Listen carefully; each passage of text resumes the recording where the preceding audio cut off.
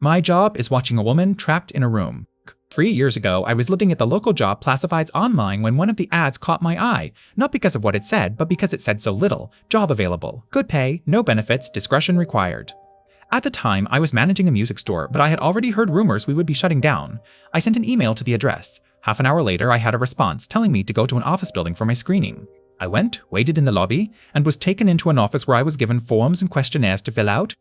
They collected them and said they'd be in touch. I almost forgot about it until a month later. I got a call saying I'd moved to the second stage. At a different office park, a man introduced himself as Mr. Solomon. He escorted me into a large room with a chair, a desk, 2 monitors, and a bolted-down metal box with red and green buttons. He said this room was a model for where I'd work. I'd work 7 shifts of 6 hours every week. I'd arrive early, store belongings in a locker, change into provided clothes, and never carry anything personal into the surveillance room. The left monitor would show a live stream from a camera in a remote location. My job was to watch.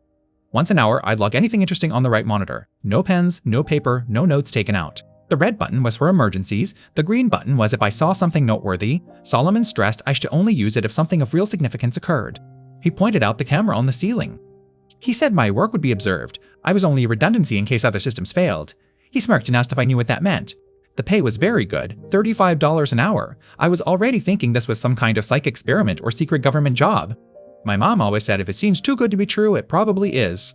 I asked if I'd be doing anything illegal. Solomon laughed and said no. I asked if anyone would get hurt. Again, he shook his head. He said they paid so much because they needed motivated, professional, and discreet employees. I'd have to sign papers promising I'd never discuss my work, or I could be sued or locked up. I'm only breaking that now because of everything that's happened. So I took the job.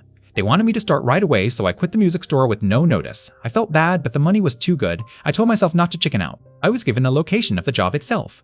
It really was just like the model room, a locker room, a surveillance room with a small bathroom, and a water cooler in the corner. The right monitor with a black and white terminal, no internet. The left monitor showed video from a room. A bedroom with a bed, a TV, a sofa and chairs, and a couple of tables. And there was a woman in it. She was young, maybe mid-20s. She didn't look scared or hurt. She just existed, reading, watching TV, sleeping. I watched her for 6 hours straight.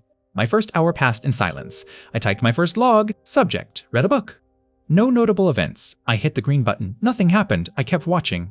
Days turned into weeks. The woman never left the room. Someone brought her meals through a slot in the door. She never tried to escape, never cried, never seemed upset. She just lived. The job was boring, but the pay was incredible. I started noticing small things. The way she'd stare at the camera sometimes. The way her lips moved like she was talking to herself. I never heard what she said. After about 3 months, something changed. She started writing on the walls. Small symbols like a language I'd never seen.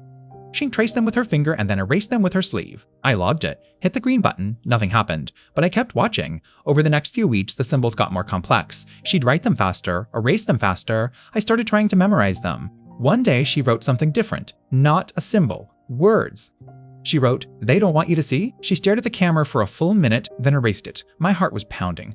I hit the green button. No response. I hit it again. Nothing. I looked around the room, felt the camera on my ceiling watching me. I realized I was as trapped in my room as she was in hers. The next day, she wrote one last thing before her meal slot opened. "You were never watching me. You were the test subject." Then she smiled, walked to the door, and it opened. She walked out. I never saw her again. I sat there, staring at the empty room. The door to my room was locked. I pounded on it. No one came. I was the one being watched the whole time. The woman was just bait. I had become the experiment.